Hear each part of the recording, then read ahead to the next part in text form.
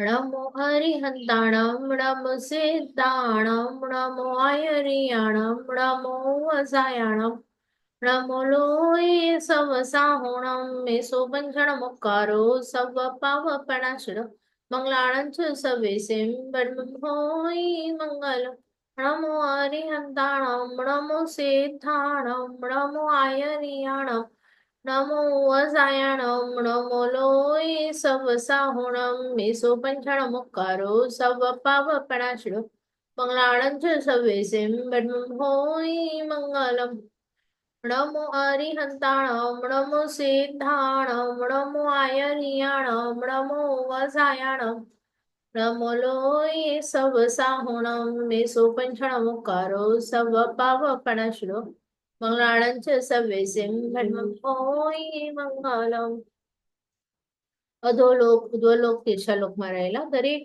ત્રસ જીવ સ્થાવર જીવને સુખ મળે, સાતા મળે, સમાધિ મરણ મળે, જલ્દી જલ્દી બધા જીવો મોક્ષે જાય એવી પ્રાર્થના. બધા શાતામાં હસો અને આપણે આજનો વર્ગ શરૂઆત કરીએ મંડેના શ્રી સિદ્ધ ચક્રની આરાધના. તો એમાં શું છે આપણે જોઈએ. બુક શેર કરું છું. લાસ્ટ ટાઈમ આપણે લબ્ધિઓ જોઈ હતી. હું એક વખત શેર કરીશ ને ત્યારે તમને બતાડું છું. અમુક લબ્ધિ પર આપણે અટક્યા હતા.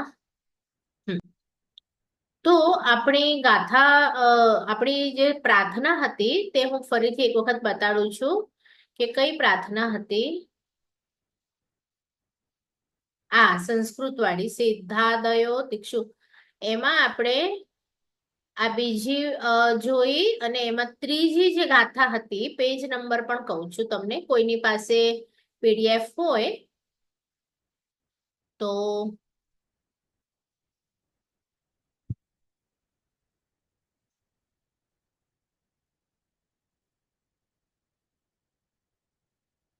આપણે સોરી ચોથી ગાથામાં જોઈ રહ્યા હતા.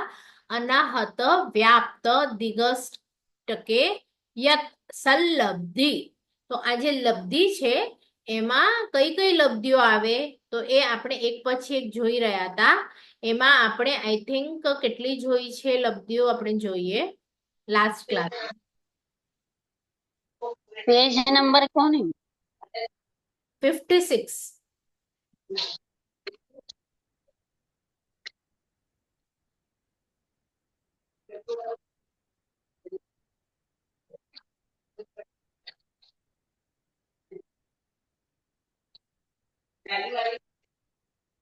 ઉષાબેન માઇક પછી બોલીને બંધ કરતા જાઓ.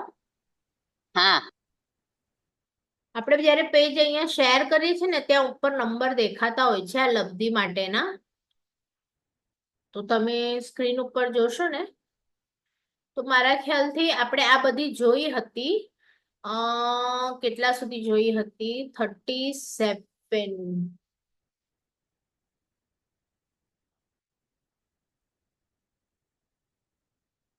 હા, 39 થી આપણે જોઈએ. 39 માં શું કહે છે? ઓમ રીમ અરહમ નમો ઘોર પરક્કમાણમ. એટલે આ લબ્ધિથી ઘોર પરાક્રમ કરી જલ્દીથી મોક્ષ મેળવી શકાય છે. 39 નંબરની લબ્ધિ. શ્રી કૃષ્ણના લઘુ બંધુ ગજ સુકુમાલે નાની ઉંમરમાં શ્રી નેમિનાથ ભગવાન પાસે દીક્ષા લીધી અને તરત જ સ્મશાન ભૂમિમાં જઈ કાયોત્સર્ગમાં ઉભા રહ્યા. તો જે દિવસે લગ્ન થયા ને એ જ દિવસે એ કાયોત્સર્ગમાં ઉભા રહ્યા. તેમના સસરાને ગુસ્સો આવ્યો કે આજે તો મારી દીકરી સાથે તે લગ્ન કર્યા અને આજે જ તું દીક્ષા લઈ લે છે તો મારી દીકરીનું શું થશે? અને તેમના સસરાએ ગુસ્સામાં આવી અને ધગધગતા અંગારા માથા ઉપર મૂક્યા અને તે પડી ન જાય એટલે મસ્તક ઉપર ભીની માટીની પાળ બાંધી. પરંતુ ગજ સુકુમાલ ચલિત થયા નહીં અને ધ્યાન અવસ્થામાં જ સર્વ કર્મ ખપાવીને મોક્ષે ગયા.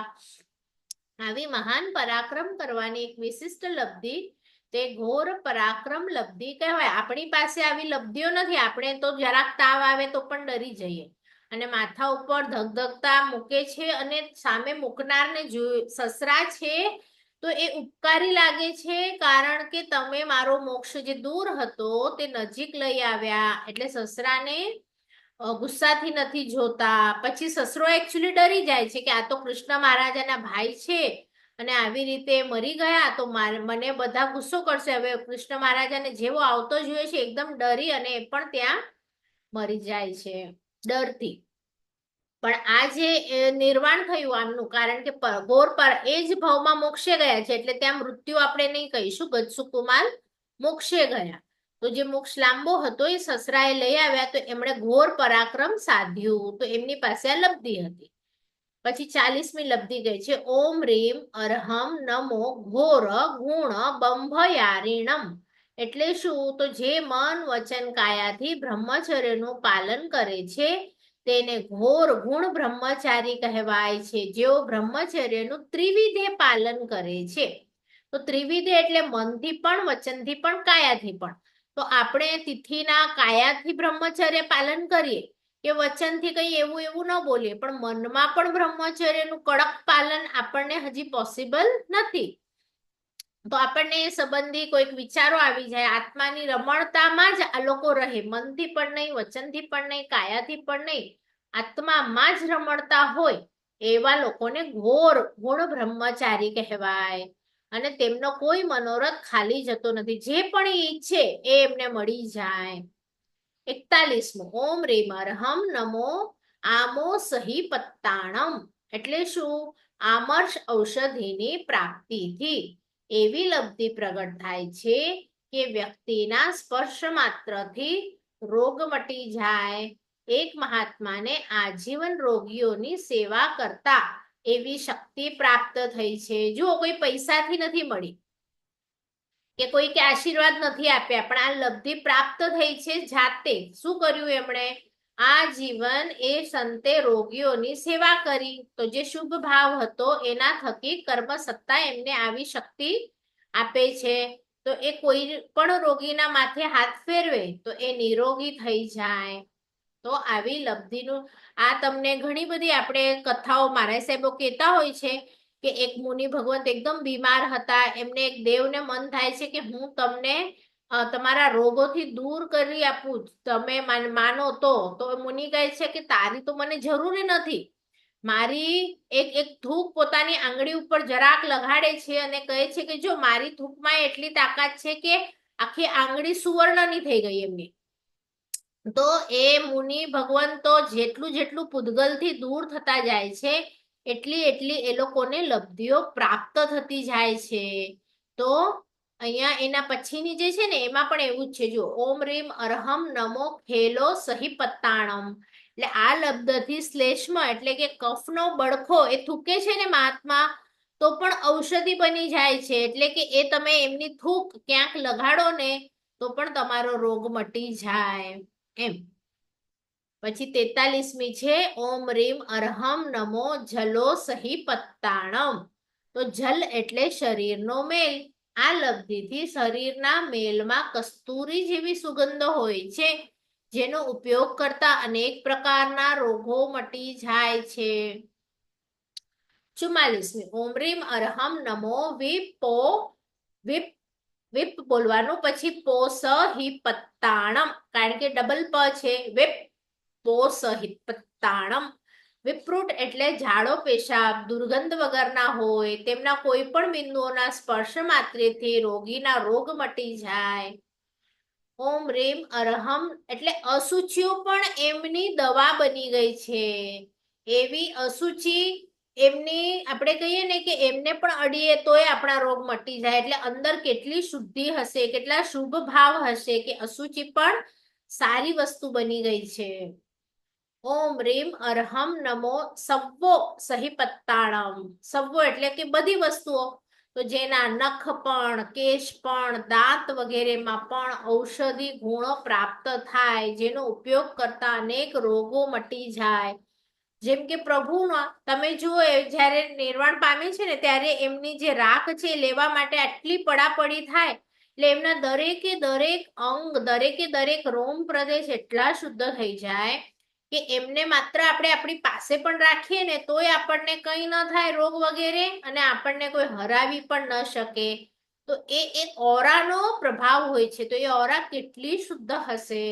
જેમ પ્રભુ હાજર હોય છે, જીવતા હોય છે, ત્યારે સિંહ એમની બાજુમાં આવીને બેસે તો સિંહ પોતાના હિંસક પરિણામ એ ભૂલી જાય, એકદમ શાંત થઈ જાય. તો ત્યાં શું કામ કરે છે? પ્રભુની ઓરા કામ કરે છે.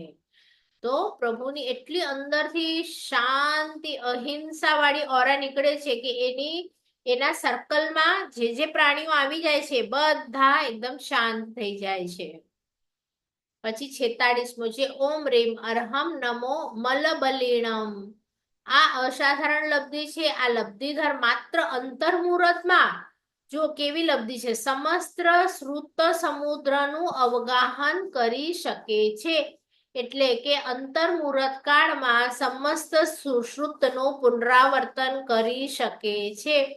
આ એ જ લબ્ધિઓ છે કે જે તમે 14 પૂર્વ, શ્રુત સમુદ્ર એટલે શું? કોઈ સમુદ્ર દરિયો નથી, પણ શ્રુત એટલે જ્ઞાનનો દરિયો. એટલે જેટલું પણ એ જમાનામાં જ્ઞાન અવેલેબલ હોય, 14 પૂર્વ કે હમણાં જેટલું પણ જ્ઞાન અવેલેબલ હોય, એ આખું રિવાઇઝ કરવા માટે આમ આંખ બંધ કરે અને થોડીક વારમાં વિચારે તો બધું રિવાઇઝ થઈ જાય. તમને ખ્યાલ હોય તો હરિભદ્ર સુરી, જે આપણે છેલ્લા 14 પૂર્વધર હતા, જેમણે આ કલ્પસૂત્ર રચ્યું છે, એ પણ નેપાલ ગયા હતા એક લબ્ધિ પ્રાપ્ત કરવા, મહાપ્રાણ નામની લબ્ધિ. તો એમની પાસે સંઘ અહીંયાથી 500 મુનિઓને મોકલે છે કે તમે છે ને કાં તો અહીંયા આવો અને ભણાવો તમારા જે 14 પૂર્વ છે, અને કાં તો અમે ત્યાં મોકલીએ. તો એ કે છે હું નહીં આવી શકું, હું નેપાળમાં એક લબ્ધિ પ્રાપ્ત કરવા માટે ગયો છું, અને મહાપ્રાણ નામની લબ્ધિ મારે અહીંયા જ રહેવું પડશે. તો તમે મુનિઓને મોકલો. એક એક કરતા 500 મુનિઓને મોકલાતા, અને રોજે એમને ભણાવે. એ બધાને એટલું અઘરું લાગે ને, રિટર્ન આવી જાય બધા. પછી એકલા જ સ્થૂલીભદ્ર એમની પાસે રહ્યા હતા. એ પણ સ્થૂલીભદ્ર 10 જ પૂર્વ ભણી શક્યા, 14 તો ભણી ન શક્યા. અને આ મુનિ ભગવંત એ લબ્ધિ કઈ પ્રાપ્ત કરવા નેપાળમાં રહ્યા હતા? હરિભદ્ર સાગર, સોરી, ભદ્રબાહુ સ્વામી. તો કે છે કે એક વખત હું જો કારણ કે હમણાં એવી પરિસ્થિતિ આવે છે કે હું ભૂલી જાઉં છું, અને આ લબ્ધિ જો મને મળી જાય તો અંતર્મુહૂર્તમાં મારું ટોટલી રિવિઝન થઈ જાય. એટલા માટે મુનિ ભગવાન ત્યાં હતા અને સાધના કરી રહ્યા હતા. તો એના પછી છે ઓમ રીમ અરહમ નમો વયણ બલીણમ. વયણ એટલે વચન, અર્ધમાગધીમાં ચ નું ય થયું છે, વચન બલીણમ. એટલે આ વચન બલી લબ્ધિથી અંતર્મુહૂર્તમાં શાસ્ત્ર કંઠસ્થ કરી શકે. એમને ટાઈમ જ ન લાગે. તો આ સ્થૂલીભદ્રજી જે હતા છેલ્લા 10 પૂર્વધર, એમની બહેનો હતી જેમના નામ આપણે સવારના કેવલનાણીમાં બોલીએ છીએ, સેણા, વેણા, રેણા. તો આ બધી એટલી હોશિયાર હતી કે સમજો કે એક વખત પહેલી બેન છે, તે 7 બહેનો હતી, એમાં પહેલી બેન છે એ શાસ્ત્રને એક વખત સાંભળે કોઈકના મુખથી તો એને યાદ રહી જાય. પછી બીજા નંબરની બેન હતી, તો એક વખત તો ગુરુના મુખથી શાસ્ત્ર સાંભળે, અને પછી પહેલી બેન જો એક વખત બોલે તો એનું ટોટલ થયું 2. તો એ 2 વખત સાંભળે ને તો એને યાદ રહે, એક વખતમાં યાદ નહીં રહે. એટલે એની પાસે એટલી વિશિષ્ટ લબ્ધિ નહીં હતી. ત્રીજી બેન હતી, એને 3 વખત સાંભળવું પડે. તો એક ગુરુ મહારાજના મુખે, પછી નંબર 1 બેન બોલે, નંબર 2 બેન બોલે, તો એમનું 3 વખત થઈ જાય, એટલે એને પછી યાદ રહી જાય. તો આવી રીતે 7 બહેનો હતી, તો 7મી ને 7 વખત સાંભળે તો તમે જે પણ કહો તે ક્યારેય ભૂલે નહીં, એવું એને યાદ રહી જાય. તો આવી બધી લબ્ધિઓ એ જમાનામાં શ્રાવક અને શ્રાવિકાઓ અને સાધુ ભગવંતો, સાધ્વીજી ભગવંતોને હતી. હમણાં પણ આવી શકે, પણ એની માટે મન, વચન, કાયાની શુદ્ધિ જોઈએ, જીવ સરળ જોઈએ. આપણે માયા, ક્રોધ, માન, માયા, કપટ, લોભ વગેરે કરીએ ને તો આ બધી લબ્ધિઓ પ્રાપ્ત ન થાય. તો આપણને એમ થાય કે એકબીજાને આપણે કેટલું સહન કરીએ અને શું કરીએ. તો જે લોકો સહન કરે છે ને એ લોકોને આવી પછી લબ્ધિઓ કુદરત આપે છે. ઓમ રીમ અરહમ નમો કાય બલિણમ. 48મી આ લબ્ધિથી શરીરમાં અપૂર્વ શક્તિ પ્રાપ્ત થાય છે. આ શક્તિથી પર્વત પણ ડોલાવી શકાય છે. તો આપણા પ્રભુએ ખાલી અંગૂઠો અડાડ્યો તો પર્વત ડોલ્યો તો કે નહીં? આખો મેરુ પર્વત કેટલો મોટો, 1,00,000 યોજનનો, જન્મતી વખતે એક દિવસના હતા. પ્રભુને આ લબ્ધિ તો ત્યારે જ પ્રાપ્ત હતી. એટલે તમે વિચારો એ પૂર્વના ભાવમાં કેટલા શુદ્ધ થયા હશે કે એ લોકોને જન્મથી આવી લબ્ધિઓ બધી પ્રાપ્ત છે. 8 વર્ષના હતા ત્યારે તો આખું વ્યાકરણ રચી દીધું હતું પ્રભુએ. તો આ બધું કંઠસ્થ કેવી રીતે થઈ ગયા શાસ્ત્રો? આ ભાવમાં તો એમને કોઈએ ભણાવ્યા નથી. એટલે પૂર્વના ભાવનું પણ એમને બધું યાદ છે. બરાબર? તો આ 48 લબ્ધિ પૂરી થઈ. આપણે જે સંસ્કૃતની પ્રાર્થના શીખી રહ્યા હતા આરાધનામાં, એની હવે 5મી ગાથા જોઈએ અને એનો અર્થ જોઈએ. તો અહીંયા કહે છે ત્રિરેખ માયા. ત્રિરેખ એટલે 3 રેખા. પરિવેષ્ટિતમ યચ્છ. પરિવેષ્ટ, પરી એટલે ચારે બાજુથી. હમણાં પણ આપણે બોલીએ ને પર્યુષણ, તો તમને મારા સાહેબે શીખવાડ્યું હશે પરી એટલે શું? ચારે બાજુથી. પછી વીંટળાયેલું. પછી કે છે જયાધ્ય. આ આધ્ય છે. આપણે બોલીએ છીએ, તમે આરતી કરતા હશો નવરાત્રીમાં તો જય આધ્યા શક્તિ એમ બોલો છો ને, આધ્ય. તો એવી રીતે જયા પછી આ છે તો જય જયાધ્ય. આધ્ય એટલે અધિષ્ઠાયક. ધ્યમાં પણ અ છે એટલે લખ્યું છે નીચે છૂટા પાડીને શબ્દ જયા આદિ અધિષ્ઠાયક દેવીઓ વડે સેવ્યમાન એટલે કે સેવાયેલા. અને નીચેની લાઈનમાં લખ્યું છે વિરાજતે. તો આ એક ક્રિયાપદ છે, ધાતુ શોભે છે. વિરાજ. સદગુરુ પાદુકાકમ. સદગુરુની પાદુકા. શ્રી સિદ્ધ ચક્રમ તદહમ નમામી. તો એનું આખું ગાથા તેવું છે 3 રેખા વડે ચારે બાજુથી વીંટળાયેલું, જયા આદિ અધિષ્ઠાયક દેવીઓ વડે સેવાતું અને જે યંત્રમાં સદગુરુની પાદુકા શોભે છે તે સિદ્ધ ચક્રજીને હું નમસ્કાર કરું છું. એટલે નીચે ભાવાર્થમાં પણ લખ્યું કે શ્રી સિદ્ધ ચક્રનું પ્રથમ વલય. જો પ્રથમ વલયમાં શું જોયું હતું આપણે પહેલા ક્લાસમાં? 9 પદ. 9 પદમાં કયા છે? શ્રી અરિહંત પદ, શ્રી સિદ્ધ પદ, આચાર્ય પદ વગેરે. પછી બીજું વલય જોયું તેમાં અષ્ટવર્ગ, પછી તથા સપ્તાક્ષરી મંત્રોથી બન્યું છે. ત્રીજું વલય 8 અનાહત અને 48 લબ્ધિ પદથી શોભે છે. મેં તમને ઓરેન્જ પેપર ઉપર બતાડેલું સિદ્ધ ચક્રજીની. એના પછીના જે હવે વલયો છે એની વાતો થઈ રહી છે. આપણી આ જ્યારે મીટિંગ પૂરી થશે અને નેક્સ્ટ મીટિંગ સ્ટાર્ટ થશે એમાં ફરીથી આપણે એ ઓરેન્જ પેપર ઉપર જોઈશું. હમણાં ખાલી રીડ કરી લઈએ કે શું કહેવા માંગે છે. તો એ કહે છે ત્રીજા વલયના ઉપર બરાબર મધ્યમાં રીમકારની સ્થાપના થયેલી છે. તો આ રીમકારમાં શું છે? તો તેમાં કહે છે ઈકારની રેખાને લંબાવી 3 વાર વેસ્ટર્ન કરવામાં આવ્યું છે. જો ઈઝી ભાષામાં કહું ને, આખું સંસ્કૃતનું આપણે ન લઈએ તો શું થાય છે એનો અર્થ? તો અંડરલાઈન ખાલી એટલું કરજો, ક્રૌમ શબ્દ છે અને રીમ શબ્દ છે. તો એ બંને શબ્દ આપણા ગુરુ ભગવંતોના નામથી આવશે. તો એ શું સૂચવે છે? એક સૂચવે છે ગૌતમ સ્વામી અને એક સૂચવે છે આપણા સુધર્મા સ્વામી. એ બતાડીશ તમને ક્યાં છે. કારણ કે આ જે અઘરી ભાષા શા માટે છે? જે લોકો સિદ્ધ ચક્રજીનું પૂજન કરે અથવા તો જે ભણાવે તે વખતે આ બધા રીમને છૂટા પાડે. તો રીમમાં એ જે ચંદ્રબિંદી છે, એ જે નીચેનો અક્ષર છે એ શું સૂચવે છે? તો એની માટે બધું લખેલું છે કે પાર્શ્વનાથ ભગવાનની સંજ્ઞા છે, તે ધર્ણેન્દ્રનો સૂચક છે.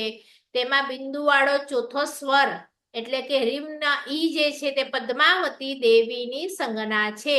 ટૂંકમાં રીમકાર એ ભગવાન પાર્શ્વનાથ અને તેમના શાસન સેવક અને સેવિકા ધર્ણેન્દ્ર અને પદ્માવતીની શક્તિથી યુક્ત અપૂર્વ મંત્ર બીજ છે.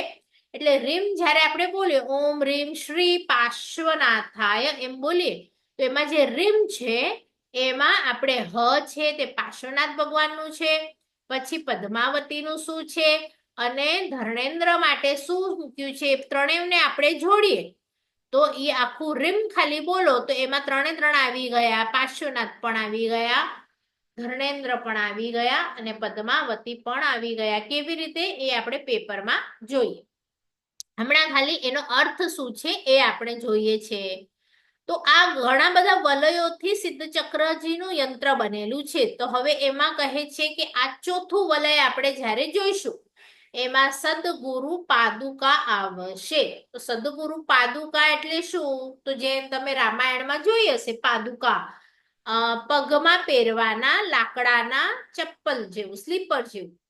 તો અહીંયા પણ ગુરુના પાદુકા રાખવામાં આવ્યા છે કે ગુરુ તમે દેહે રૂપે હાજર ન હો તો અમે આપને આ વલયમાં વાસક્ષેપ નાખી આપને પગની આપની પાદુકાની પૂજા કરીએ છીએ. એટલે જો અહીંયા પણ લખ્યું ગુરુની શક્તિનો કેટલોક અંશ તેમની પાદુકામાં એટલે કે ચાખડીમાં રહે છે. જ્યાં સુધી ગુરુ પાદુકાનું વિધિસર પૂજન કરવામાં ન આવે ત્યાં સુધી મંત્ર સિદ્ધિ સમીપ આવતી નથી. એટલે કે તમે ગુરુને પગે ન લાગો, વિનય ન કરો તો તમને કાંઈ પણ પ્રાપ્ત થાય નહીં. પછી કહે છે કેટલા પ્રકારના ગુરુ? તો કહે છે કે અષ્ટગુરુ, 8 પ્રકારના ગુરુ. તો તેમની પાદુકા એટલે એમના પગ, ચરણ કમળ. આ અષ્ટગુરુ પાદુકાની સ્થાપના વર્તુળાકારે થાય છે, કારણ કે આખું વલય આપણે હમણાં ગોલ ગોલ જોઈ રહ્યા છીએ. તો ચોથા વલયમાં ક્યાંથી લખવાનું? તો અહીંયા કહે છે પ્રારંભ આપણે જમણી બાજુથી શરૂ થાય છે અને અષ્ટગુરુ પાદુકાની સ્થાપના 8 પ્રકારના મંત્રો વડે થયેલી છે. અષ્ટ એટલે 8. તો એ 8 કઈ મંત્રો છે, કઈ પાદુકા છે આપણે જોઈએ. પહેલી છે ઓમ રીમ અર્હત પાદુકા ભ્યો નમઃ. એનો અર્થ શું? અરિહંત ભગવંતને પ્રથમ ગુરુ માની તેમના ચરણ કમળને નમસ્કાર કરીએ છીએ.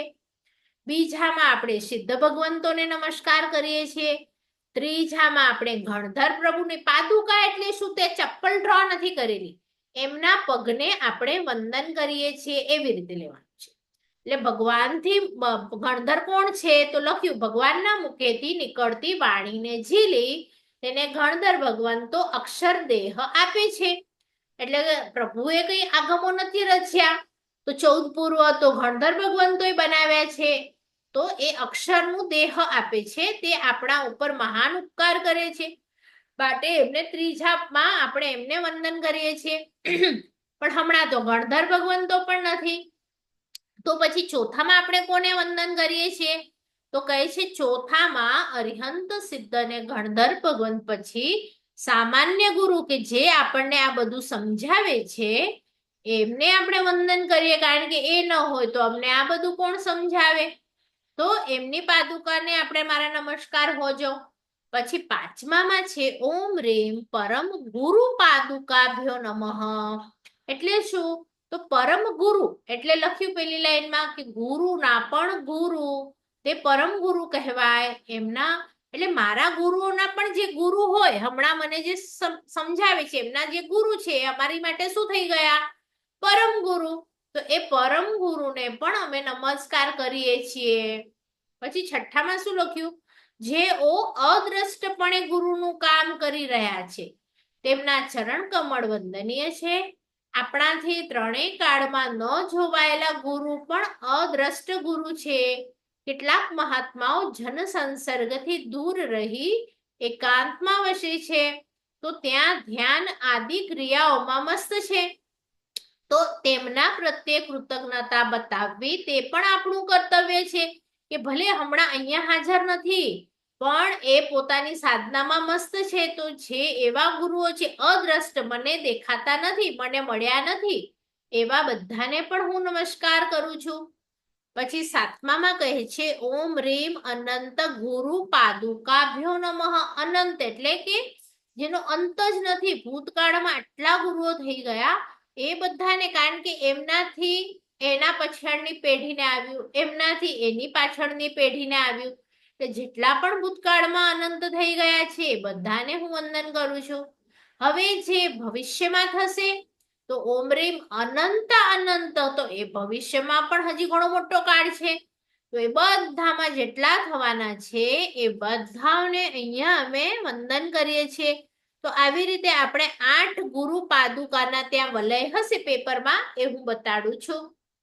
એના પછી 5મું વલય, આ ચોથું પૂરું થયું. હવે 5મું વલય છે, એમાં જયા આદિ 8 દેવીઓ છે. તો આદિ 8 માં નામ તમને અહીંયા આપી દીધા. કઈ કઈ 8? તો જયા, વિજયા, જયંતી, અપરાજિતા, જંભા, ખંભા, મોહા અને ગંધા. તો આ દેવીઓની સ્થાપના અષ્ટગુરુ પાદુકા પછી થયેલી છે. હવે જુઓ એમને શું કહેવાય છે? આ દેવીઓને સામાન્ય રીતે પ્રતિહારી દેવીઓ કહે છે. હવે પ્રતિહારી શબ્દ તમે પ્રાતિહાર્યમાં સાંભળ્યું હતું જ્યારે આપણે અશોક વૃક્ષ કર્યું હતું કે 8 પ્રાતિહાર્ય, તો પ્રાતિહાર્યનો શબ્દ છે સેવક.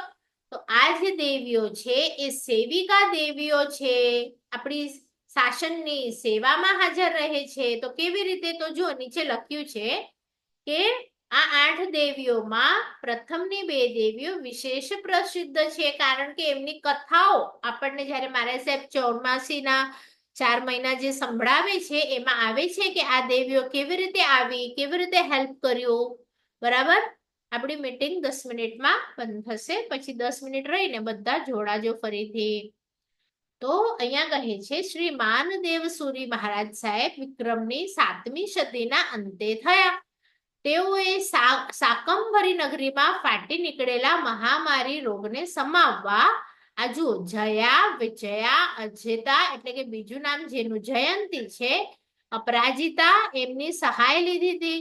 અને કોઈ કારણસર ક્રોધે ભરાયેલી સાકીની દેવીએ શાકંભરી નગરીમાં મહામારીનો ઉપદ્રવ ફેલાવ્યો હતો અને માખીની જેમ માણસો મરતા હતા. એ વખતે સુરક્ષિત શ્રાવકોની સભા મળી અને બધાએ નક્કી કર્યું, અંતરિક્ષમાંથી અવાજ આવ્યો કે નાડોલ નગરી, નાડોલ એટલે હમણાં ક્યાં છે? આ હોમવર્ક તમે જોશો ને ઇન્ડિયામાં હમણાં નાડોલ ક્યાં છે? તો ત્યાં શ્રી માનદેવ સુરીજી બિરાજમાન છે અને તેમના ચરણોના પ્રક્ષાલનનો તમારા મકાનોમાં છંટકાવ કરો તો એટલે ઉપદ્રવ શાંત થશે. અને માનદેવ સુરજીએ લઘુ શાંતિ સ્તોત્રની રચના કરી છે અને એમના પગ ધોવાળના પાણીથી આ ઉપદ્રવ શાંત થયો.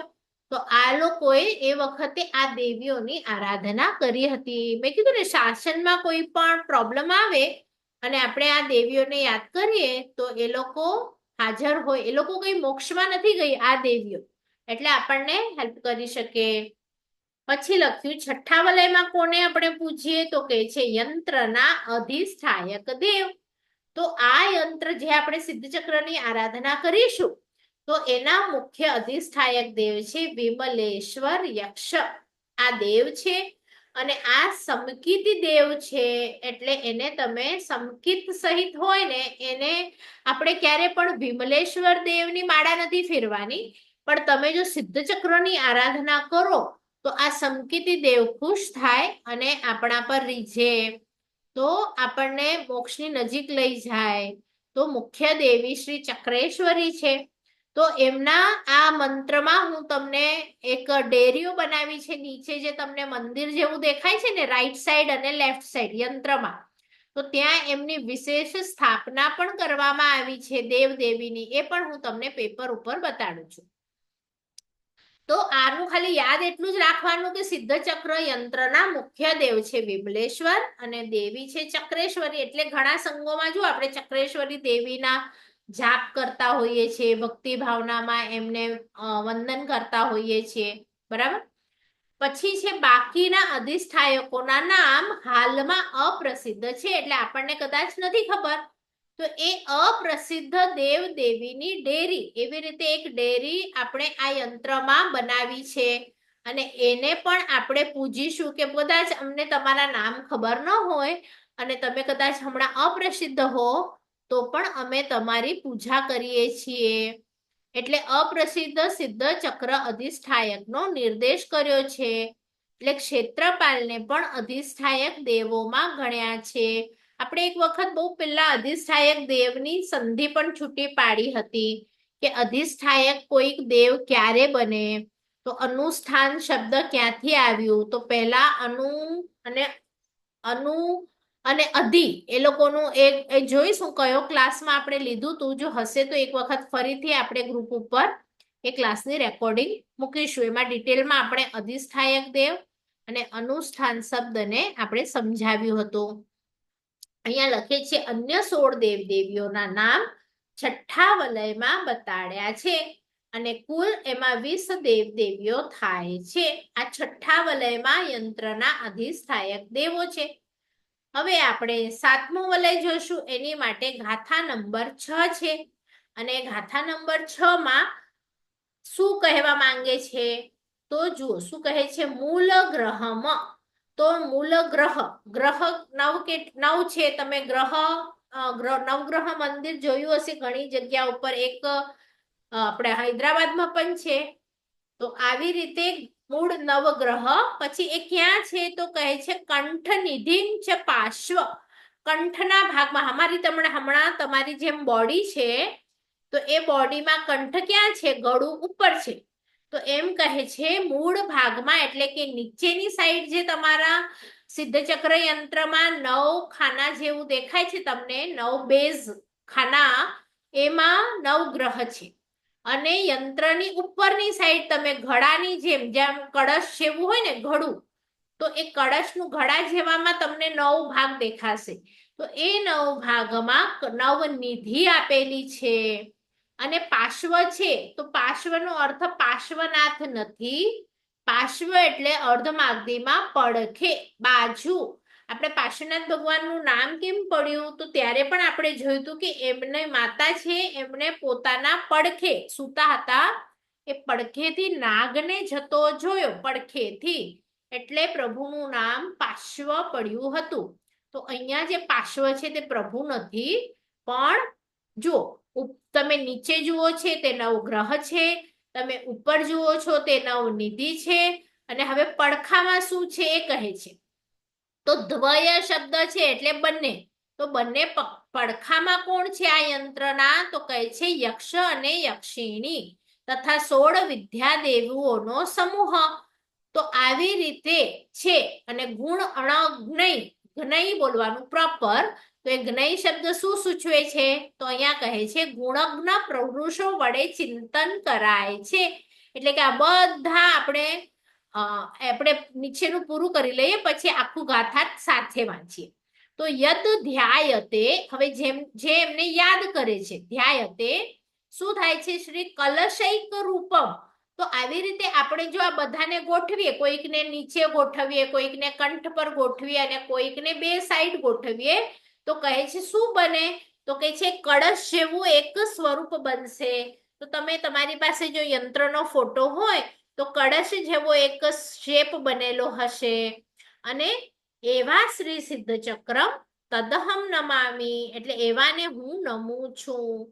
તો અહીંયા આખું ગાથાર્થ જોઈશું તો એમાં શું કહે છે? જેના મૂળ ભાગમાં નવગ્રહો છે, કંઠના ભાગમાં નવનિધિ છે, બંને પડખે યક્ષ આદિ દેવો અને 16 વિદ્યા દેવીઓ છે, એવા કળશવાળા આકારના સિદ્ધ ચક્રજીને હું નમસ્કાર કરું છું. હવે અહીંયા કહે છે જે તમને આગળ આવ્યું યક્ષ યક્ષિણી, તો એ શું છે યક્ષ યક્ષિણી? તો એનું ભાવાર્થ લખેલું છે કે શ્રી સિદ્ધ ચક્રના યંત્રના 8મા વલયમાં ડાબી બાજુ 24 તીર્થંકરોના શાસન દેવો એટલે કે યક્ષ અને જમણી બાજુ શાસન દેવીઓ એટલે કે યક્ષિણીઓના નામ છે. અને અહીંયા કહે છે કે ક્યાં આવે છે આ નામ? તો કહે છે નવસ્મરણમાં ત્રીજા સંતિકરમાં. તો આ જે ત્રીજું છે તો આપણું સંતિકર નથી, તપાગચ્છના નવસ્મરણ અલગ હોય. અને એ જે નવસ્મરણ છે ને તપાગચ્છના, એમાં ત્રીજું સંતિકર સ્તોત્ર છે. આપણામાં ત્રીજું જે છે તે મહાવીર સ્વામીનું સ્તોત્ર છે. તો એમાં આ 24 યક્ષ અને યક્ષિણીના નામ આવે છે. એ અહીંયા શોર્ટમાં લખે છે, આપણને પાછળ આવશે એ નામ. તો અહીંયા લખ્યું છે કે શ્રી ચક્રેશ્વરી, શ્રી અંબિકા, શ્રી પદ્માવતી વગેરે. તો તો આ ડિટેલ હું તમને સમજાવું છું કે યક્ષ અને યક્ષિણીની સ્થાપના કોણ કરે અને ક્યારે. હમણાં આપણે ખાલી એનું ભાષાંતર જોઈ લઈએ. પછી કહે છે વલય સાતમાં કોના નામ છે? તો અહીંયા કહે છે 16 વિદ્યાદેવીઓના નામ છે. આ વિદ્યાદેવીઓની સ્થાપના કેવી રીતે કરી છે? તો કહે છે તેમના બીજ મંત્ર રૂપ 16 સ્વરો વડે પ્રથમ વલયમાં કરાયેલી છે. સ્વર, તો સ્વર અને વ્યંજન. આ તમે જ્યારે ગુજરાતી ભણો કે સંસ્કૃત ભણો તો તમને ખ્યાલ આવે કે સ્વર એટલે શું. તમે કોને આ ઈ ઉ, તો એ શબ્દ આપણે વ્યંજનને જ્યારે લગાડીએ તો ક નું કા થાય, કી થાય, કુ થાય. તો આ જે વલયો છે એ એવા છે. અને અહીંયા જો નવગ્રહના નામ આપેલા છે. નવગ્રહ શું કરે? અહીંયા જે નવ નિધિઓ છે એના નામ આપેલા છે કે એ લોકો શું કરે. તો નવ અહીંયા લખે છે નવગ્રહના પૂજનથી શાંતિ મળે. તમે કોઈ પણ પ્રતિષ્ઠા કે જોશો ને તો પહેલા દિવસે તમે જોશો તો નવગ્રહ પૂજન હશે કે ભાઈ ગ્રહોને શાંત કરો, કે આ લોકોના દેવો જે હોય એ લોકો જો શાંત હશે તો આપણે જે પણ હવે આરાધના કરવા જશું તો એમાં આપણને કોઈ તકલીફ નહીં થાય. પછી નવનિધિ છે તો તમે સાંભળ્યું હશે ચક્રવર્તી પાસે નવનિધિ હોય. તો આ નિધિઓ કઈ હોય? એક એક નિધિની શું સફળતા છે? અહીંયા તો માત્ર નામ આપેલા છે. તમે જ્યારે કોઈ પણ એક ચરિત્ર વાંચશો ચક્રવર્તીનું તો એમાં આખું ડિટેલ લખેલું હોય કે આ નૈસર્પ નિધિ છે એ આપણને શું